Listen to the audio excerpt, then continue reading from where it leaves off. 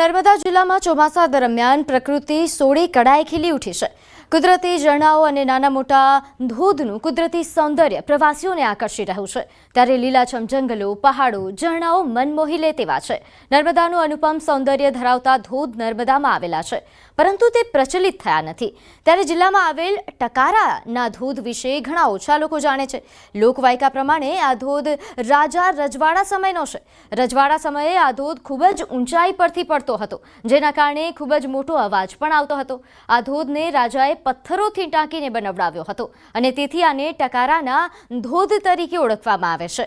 હાલ ચોમાસામાં આ ધોધ સક્રિય થતા પ્રકૃતિ સોળે કળાએ ખીલી ઉઠી છે। बहुत ही सुंदर जगह है, पीसफुल जगह है, नेचुरल वाटरफॉल है।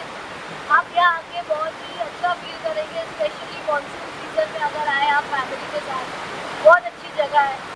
हमारा गाम का जूनागढ़ रोड से ત્યાં સુંદર જગ્યાથી જોવાલાયક અને તેથી 3 કિલોમીટર થાય છે, પણ સરકાર કે ચાલુ કરે પ્રવાસીઓ આવે જોવા જેવું છે બધું। લઈને આગાહીકાર અંબાલાલ પટેલની આગાહી વિશે। હાલમાં અરબી સમુદ્રમાં સોમાલિયા તરફથી આવતા પવનોથી દક્ષિણ ચીન સમુદ્રમાં વાવાઝોડું બની રહ્યું છે। આ પવનો બંગાળના ઉપસાગર તરફ જતા હોવાથી ત્યાંથી આવતી સિસ્ટમો કમજોર થશે। પરિણામે દેશના અંદરના ભાગોમાં હાલ ભારે વરસાદની શક્યતા ઓછી છે। જો અરબી સમુદ્ર અને બંગાળના ઉપસાગરમાં ભેજ વધારે રહેશે તો લોકલ વરસાદી સિસ્ટમો વિકસી શકે। આવી લોકલ સિસ્ટમો દ્વારા કેટલાક વિસ્તારમાં ગાજવીજ સાથે છૂટોછવાયો વરસાદ પડી શકે છે, જેના કારણે જુલાઈના ચોથા સપ્તાહથી ઓગસ્ટના પ્રથમ સપ્તાહ સુધી ભારે વરસાદની શક્યતા છે।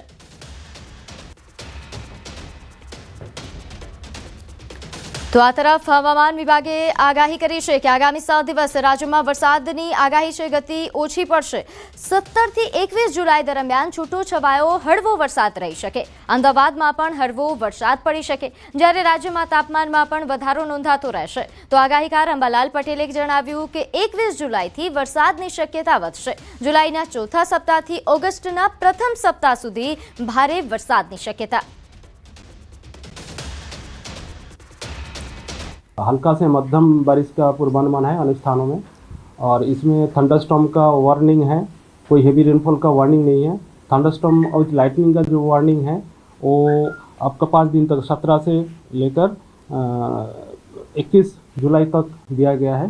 Thunderstorm with lightning 30 to 40 kilometre gusting के साथ किलोमीटर प्रति घंटा में होने का संभावना है। और जो हमारा फिशरमैन भाई के लिए आज कोई वार्निंग नहीं है। अहमदाबाद और आसपास क्षेत्रों के लिए हमारा लाइट टू मॉडरेट रेनफॉल का पूर्वानुमान है। जुलाईના ચોથું સપ્તાહ અને ઓગસ્ટના પ્રથમ સપ્તાહમાં મુશળધાર વરસાદ થવાની કેટલાક ભાગમાં શક્યતા છે। લગભગ 10મી ઓગસ્ટ સુધીમાં તાપી નદીનું જળસ્તર પણ વધવાની શક્યતા છે।